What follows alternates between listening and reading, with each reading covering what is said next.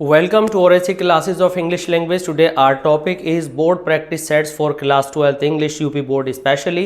आज हम UP board के वो सारे प्रैक्टिस सेट इस सीरीज़ में सॉल्व करना शुरू करने वाले हैं, जिसमें पहला प्रैक्टिस पेपर आज हमने यहाँ पर लिया है और हम 2023 के प्रैक्टिस सेट से शुरुआत करेंगे और बोर्ड से रिलेटेड ग्रामर के नए पैटर्न पर बात करेंगे, वोकैबुलरी पर बात करेंगे और ऑब्जेक्टिव और सब्जेक्टिव जो क्वेश्चंस आते हैं उन पर हम बात करने वाले हैं। साथ साथ डिस्क्रिप्शन बॉक्स में हम आपको वे सारे टॉपिक्स अवेलेबल कराएंगे जैसे सिंथेसिस हैं, आपके ट्रांसफॉर्मेशन है, सिंपल सेंटेंसेस है, क्लोजेस हैं और वोकैबुलरी लर्न करने के सारे तरीके, चाहे वो होमोनिम्स हो, होमोफोन्स हो, इडियम्स हो, फ्रेजल वर्ब्स हो, कोई भी एस्पेक्ट आपकी वोकैबुलरी की उससे रिलेटेड वीडियोस हम आपको डिस्क्रिप्शन बॉक्स में लिंक के रूप में देंगे।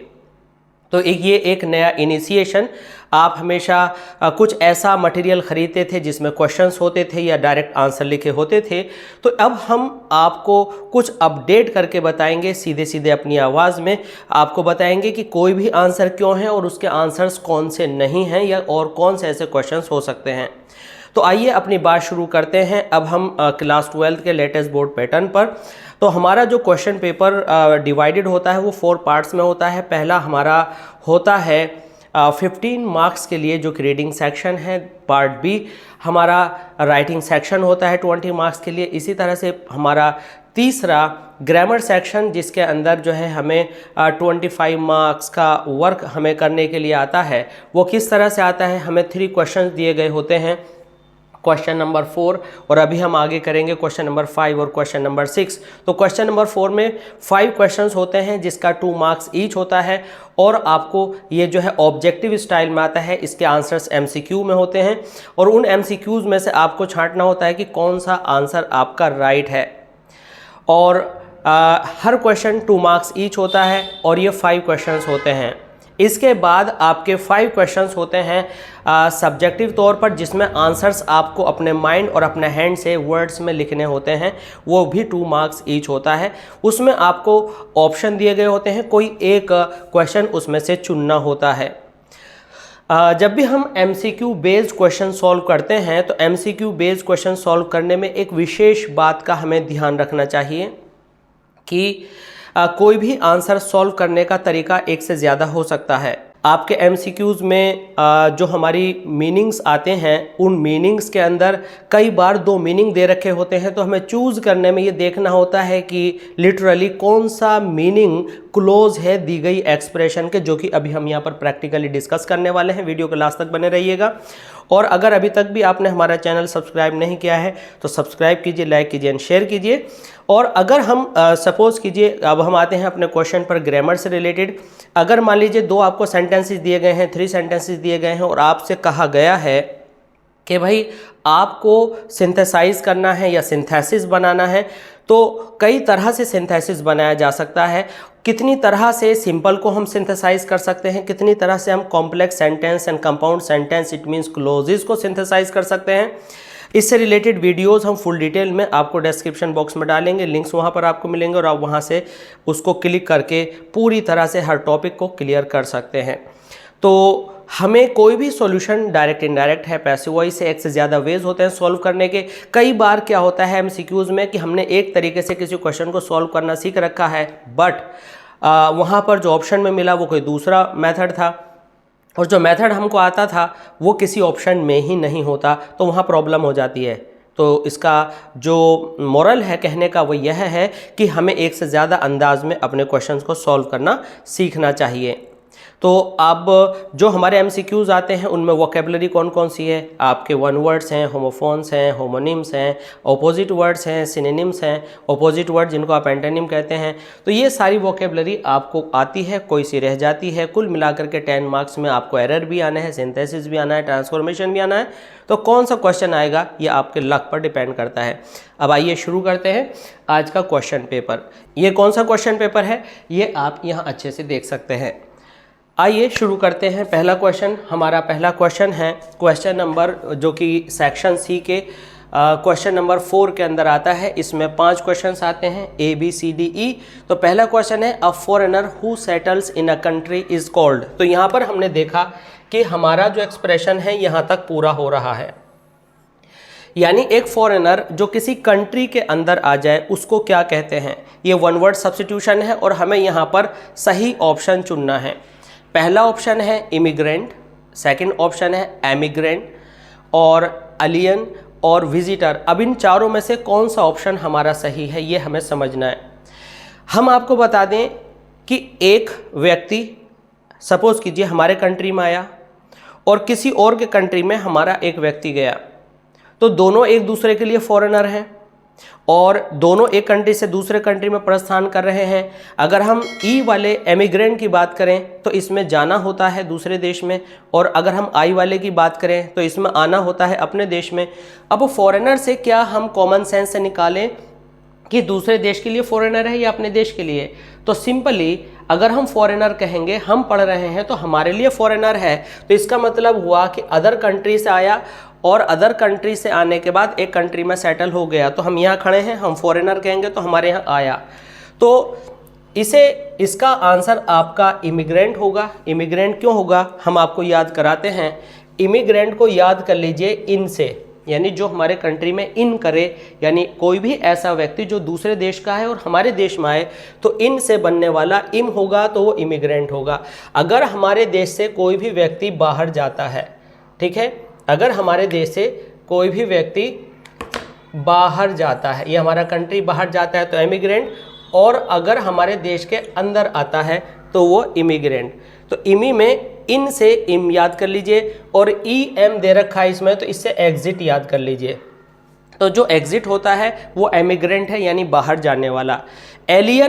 एलियन भी को हम विदेशी भी कह देते हैं। अब एलियन का मतलब हमेशा यह नहीं होता कि बड़े से सिर वाला, बड़े बड़े कान वाला, ऐसा कुछ एलियन होता है कि दूसरे ग्रह से आ गया। एक देश से दूसरे देश में जो अजनबी है हम उसको एलियन कह सकते हैं। विजिटर एक जनरल टर्म है। विजिट कोई भी व्यक्ति अपने कंट्री में प्लेसेस बदल बदल कर जा सकता है, दूसरे कंट्री से इधर आ सकता है। Visitor is a very common word और विजिटर इन सब के अंदर यूज़ किया जा सकता है। हमने कहा जब भी हम आंसर देखें तो हम स्पेसिफिकेशन को देखें कि कौन सा वर्ड इस एक्सप्रेशन के नज़दीक है। फाइनली आंसर है इमिग्रेंट। तो इस तरह से आपने चारों वर्ड्स को सीखा, डिटेल समझी, how to tick your right answer सीखा। अब हम आते हैं क्वेश्चन नंबर बी पर। नंबर बी में आप देखेंगे टू डाई इन हार्नेस मीन्स, टू डाई इन हार्नेस का क्या मतलब होता है।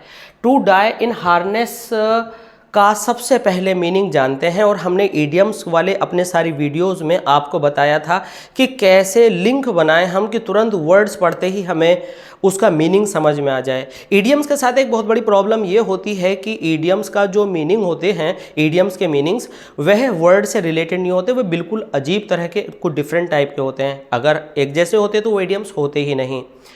तो यहाँ पर to die in harness, to die in harness का मतलब है काम करते करते मृत्यु हो जाना। तो अब इसको हमें ऑप्शन देखना है। जब हम ऑप्शन देखेंगे, चूंकि हमने यहाँ मीनिंग बता दिया तो आप कुछ वर्ड्स मैच करके निकाल लेंगे। कार्य करते करते मृत्यु हो जाना, ये क्या है? किसी कार्य करते करते मृत्यु होना। पहले इसका मीनिंग लिख लेते हैं। कार्य करते करते मृत्यु होना यानी कार्यकाल में रिटायरमेंट नहीं मिलता और ड्यूरिंग वर्क आपकी या किसी की भी डेथ हो जाती है, तो वो कहते हैं टू डाई इन हार्नेस। अब हमें इस बात को याद रखने के लिए एक लिंक बनाना पड़ेगा। डाई का मतलब मृत्यु है, डेथ है, मौत है। हार्नेस का मतलब होता है लगाम। लगाम का क्या मतलब है कि जैसे कि मान लीजिए आप घोड़े पर बैठे हैं और लगाम आपके हाथ में है, तो घोड़ा चलाते चलाते अगर डेथ हो गई जंग में तो वो डाई इन हार्नेस हुआ। आपने रानी लक्ष्मीबाई से रिलेटेड सॉन्ग्स खूब लड़ी मर्दानी वह तो झांसी वाली रानी थी जैसे सेंटेंसेस सुने होंगे। तो उसमें लक्ष्मीबाई को अगर हम याद करें तो घोड़े पर जंग लड़ते लड़ते वो इस हादसे का शिकार हुई। तो हार्नेस का मतलब लगाम, यानी लगाम, और डेथ यानी लड़ते लड़ते मतलब काम करते करते मृत्यु हो जाना। तो हमने यहाँ से इस टेक्निक से इसको याद किया। याद करने के बाद अब हम पहला ऑप्शन देखते हैं, प्री मेडिटेटेड मर्डर, यानी पहले से ही सोचा समझा जानबूझकर किया गया साजिश या कत्ल। तो ये ऑप्शन नहीं लगता क्योंकि ये काम से रिलेटेड है। Die young in an accident, यानी किसी भी कम उम्र के व्यक्ति का मर जाना किसी एक्सीडेंट में, तो यहाँ पर ऐसा कुछ नहीं कहा गया। यहाँ पर अब तीसरा आता है to be taken by surprise, अचानक से चौंक जाना, भौचक्का रह जाना। To die while in service, तो काम करते करते मृत्यु होना, to die while in service, तो ये आपको यहाँ पर मीनिंग मिल गया। MCQs में एक बड़ा चैलेंज ये रहता है कि कई बार जो हमारे मीनिंग्स दिए गए होते हैं तो उन मीनिंग्स के कई बार वर्ड्स हमें याद नहीं होते, लेकिन जब हम इस तरह की वीडियोस को देखते हैं, लोगों को सुनते हैं, तो हमारे माइंड में बहुत सारे वर्ड्स आते हैं, हम कानों से सुनते हैं, माइंड में उनको रियलाइज़ करते हैं, तो हमें ये मीनिंग बहुत अच्छे से याद हो जाते हैं। तो हमने अपने बी क्वेश्चन को अच्छे से अटेम्प्ट किया। Now let's move on to C, and the question is the synonym of diligent in. Diligent का मतलब होता है मेहनती। अब इसको कैसे याद रखें कि भाई डिलीजेंट मीन्स मेहनती है, क्योंकि ये जो आपका डिलीजेंट है ये सिनोनिम में भी आ सकता है, ये आपके एंटोनिम मीन्स अपोजिट वर्ड्स में भी आ सकता है। तो डिलीजेंट को ऐसे याद करो, डिल और जेंट, यानी जेंट मीन्स जेंटलमैन, और ये डिल मतलब दिल, यानी जेंटलमैन लोग किसी भी काम को दिल से करते हैं, दिल से करते हैं तो मेहनत ज़्यादा करते हैं, तो ये हो गया डिलीजेंट। एक इसका कुछ सिमिलर सा मीनिंग देने वाला वर्ड है इंटेलिजेंट। इंटेलिजेंट इंटेलिजेंस से बना है। तो कुछ लोग होते हैं समझदार, बहुत तेज़ दिमाग वाले, क्विकली आंसर्स निकालते हैं, बट कुछ बहुत तेज़ दिमाग वाले नहीं होते, लेकिन वो अपनी मेहनत करके जीत जाते हैं, वो दिल से काम करते हैं, तो डिलीजेंट। तो डिलीजेंट का मतलब हुआ ऐसे लोग जो बहुत मेहनत करते हैं। अब यहाँ पर देखिए मेहनत करने वाला कहाँ आया। इंटेलिजेंट एक ऐसा व्यक्ति होता है जिसका दिमाग तेज़ चलता है, वो कम मेहनत करके ज़्यादा अच्छे आंसर्स निकाल लेता है। एनर्जेटिक, एनर्जेटिक में एनर्जी होती है, बट ये मतलब नहीं है कि वो मेहनत करता है कि नहीं।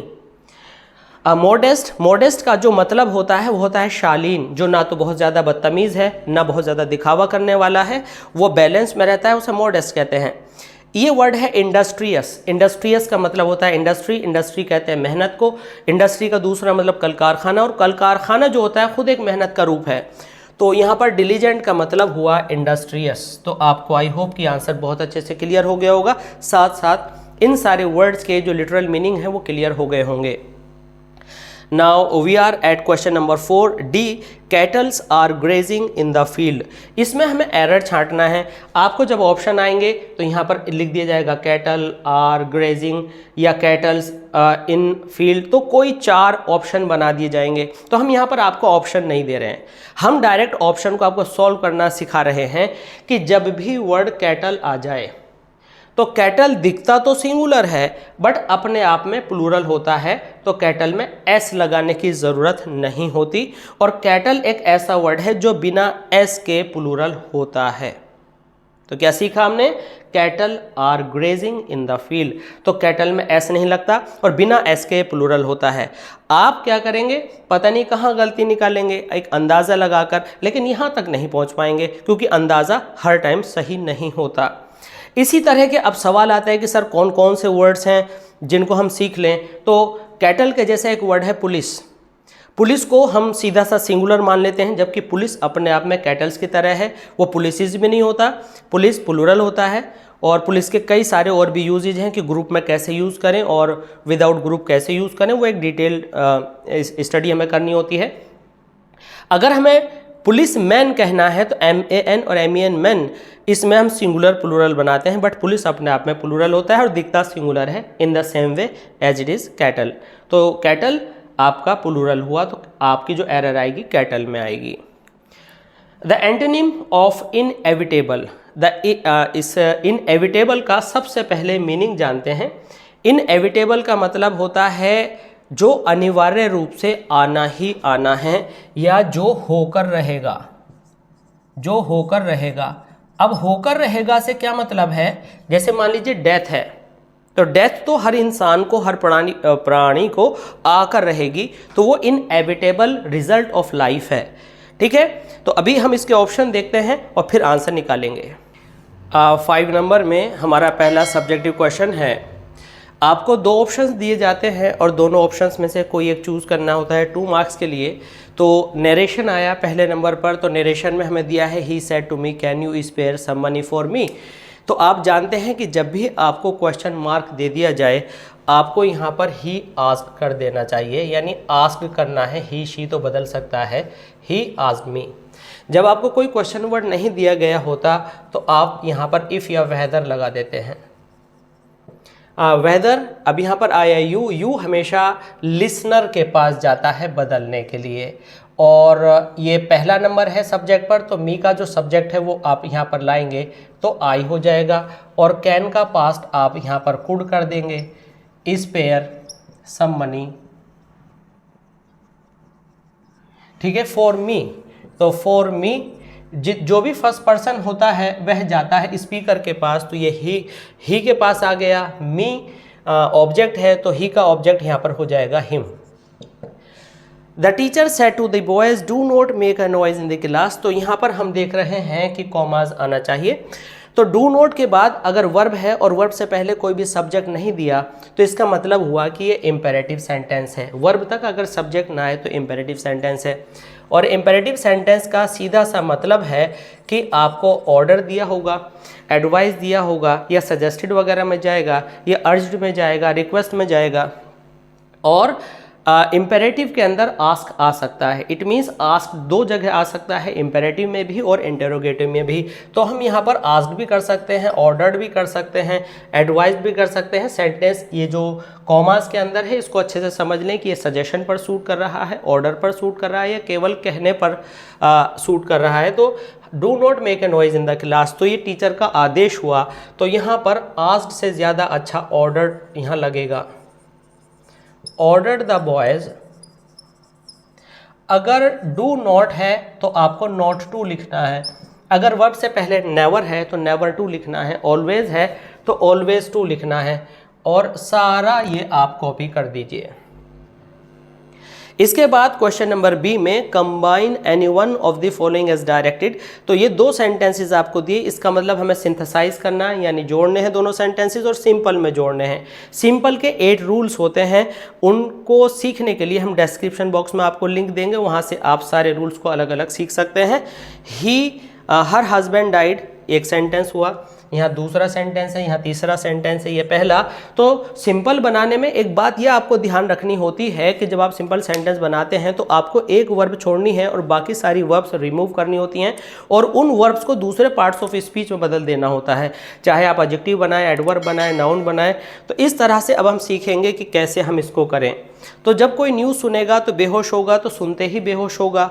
तो यहाँ पर हम जब कोई भी तुरंत एक्शन होता है तो ऑन अपने पास से लगा देते हैं, तो इसका आंसर होगा ऑन हियरिंग द न्यूज़। तो हमने इसको हर्ड को हियरिंग में बदल करके जेरेंड बना लिया। अब ये डाइड है तो इसको डेथ बना लेंगे, नाउन बना लेंगे, यानी एक वर्ब हमने और ख़त्म कर दी नाउन बनाकर, news of her husband's death. अब हमने इसकी भी वर्ब फिनिश कर दी, इसकी भी वर्ब फिनिश कर दी, कॉमा लगाइए और यहाँ लिख दीजिए क्या, शी फेंटेड। तो हमने यहाँ से वर्ब फिनिश किया, यहाँ से वर्ब फिनिश किया, एक वर्ब को छोड़ा, तो ये सिंपल सेंटेंस हो गया। Some people die for some noble cause, they are honoured by everyone. Complex बनाना है तो नोबल कोज के लिए मरते हैं, सब उन्हें ऑनर देते हैं, प्यार देते हैं। तो इसमें आया कारण, तो प्यार सम्मान देते हैं क्योंकि वे किसके लिए, नोबल कॉज के लिए मरते हैं। तो क्योंकि में बिकॉज आया, अगर बिकॉज आप यूज़ करेंगे तो कॉम्प्लेक्स बनेगा, और बिकॉज की जगह फॉर यूज़ करेंगे तो कंपाउंड बनेगा। तो इसलिए जो रिजल्ट आया वो हम पहले लिख लेते हैं। अब यहाँ पर आया दे। सेंटेंस की बिगिनिंग में कभी भी प्रोनाउन नहीं लिखा जाता, तो प्रोनाउन को नाउन से सब्स्टिट्यूट कीजिए, तो आप लिखेंगे some people are respected because they। अब यहाँ पर आप इसकी जगह दे लिख देंगे क्योंकि पहले नाउन आता है, नाउन का सब्स्टिट्यूट में प्रोनाउन आता है, और दे के बाद इस वाले सारे पार्ट को आप वहाँ पर कॉपी कर देंगे। कॉम्प्लेक्स से रिलेटेड सारे रूल्स के लिए भी हमने डिस्क्रिप्शन बॉक्स में लिंक देना है, वहाँ से क्लिक करके आप सीख सकते हैं। अब हम चलते हैं सी पार्ट की तरफ। अब हमारे 3 क्वेश्चंस आएंगे, सी डी ई, देखते हैं वे क्या हैं। क्वेश्चन नंबर 5 के सी पार्ट में हम देख रहे हैं चेंज एनीवन एज डायरेक्टेड।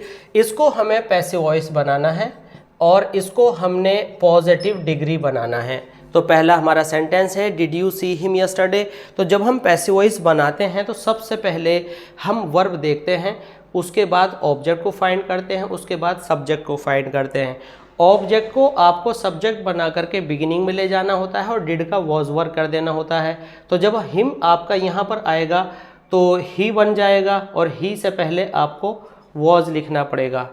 तो यहाँ पर डिड की जगह पर आपका वॉज आ गया, यू की जगह ही आ गया, तो सी का आप सीन कर देंगे और जितना भी पार्ट आपका बचा है यस्टरडे, तो सब्जेक्ट को आपको बाद में लगा देना है और आपका क्या हो जाएगा बाय यू। तो ये आपका पैसिव वॉइस है, बहुत आसान है। Tulsidas was one of the greatest poets. जब भी आपकी डिग्री के अंदर वन ऑफ द के एक्सप्रेशन आकर यहाँ प्लूरल हो जाए तो आप याद रखिएगा कि वन ऑफ द वाले की पॉजिटिव डिग्री वेरी फ्यू से बिगिन होती है और आप लिखते हैं वेरी फ्यू पोएट्स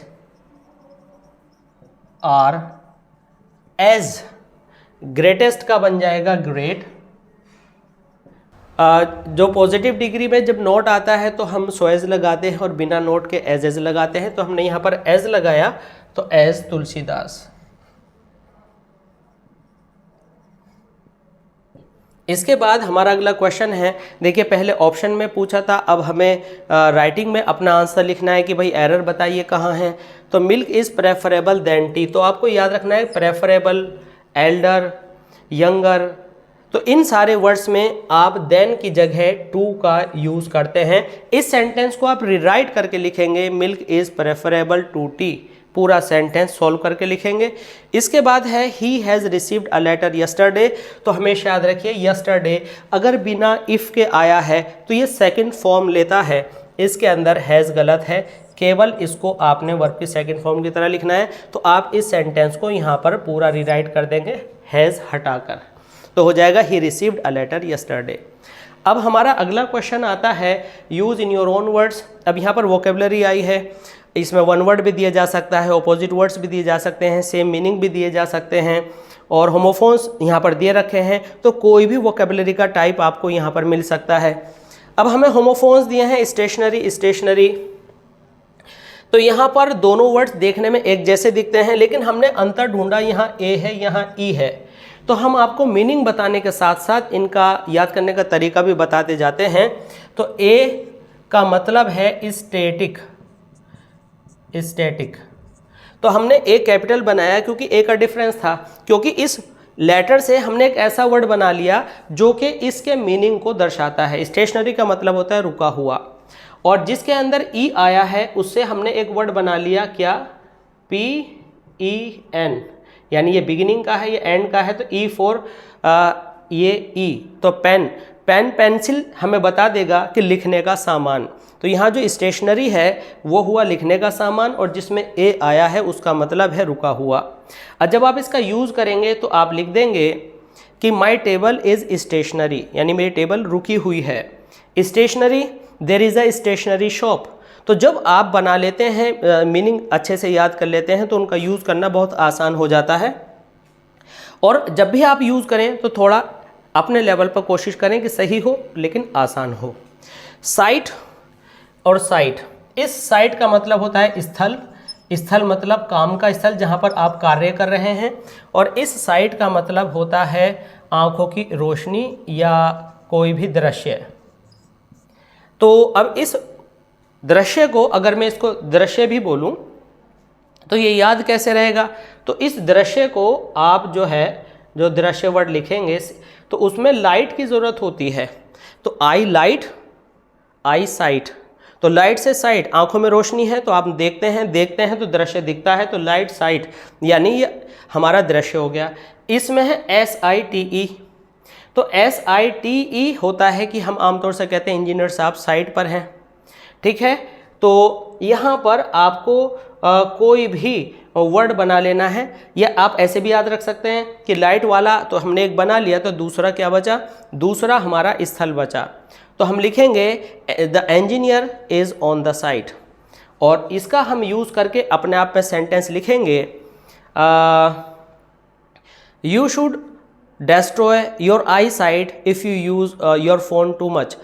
तो कोई भी एक ऐसा सेंटेंस बना लीजिए जो आपके लिए आसान हो। इसका यूज़ आप इस तरह भी कर सकते हैं, द साइट वॉज ग्रेट, यानी जो सीनरी, जो दृश्य आपको दिख रहा था वो बहुत अच्छा था। तो इनको आपने अपने वर्ड्स में यूज़ करना है और उनको आप अंडरलाइन कर लेंगे। तो आई होप कि ये क्वेश्चन पेपर आपको पूरी तरह से अच्छे से समझ में आया होगा। इस सीरीज़ में हम आगे बढ़ते रहेंगे और 2023 से पीछे की ओर जितने भी क्वेश्चन पेपर्स हैं, जितने भी सेट्स के, उनको हम सॉल्व करेंगे और आगे और डिटेल में बात करेंगे। इस पूरी सीरीज़ से जुड़े रहने के लिए सब्सक्राइब कीजिए हमारे चैनल और ऐसी क्लासेस ऑफ इंग्लिश लैंग्वेज को, और प्लीज़ लाइक कीजिएगा, शेयर कीजिएगा और फीडबैक ज़रूर दीजिएगा कि यह सीरीज़ आपको कैसी लगी। मिलते हैं जल्दी दूसरे क्वेश्चन पेपर के साथ। Thanks for being with us, thanks a lot.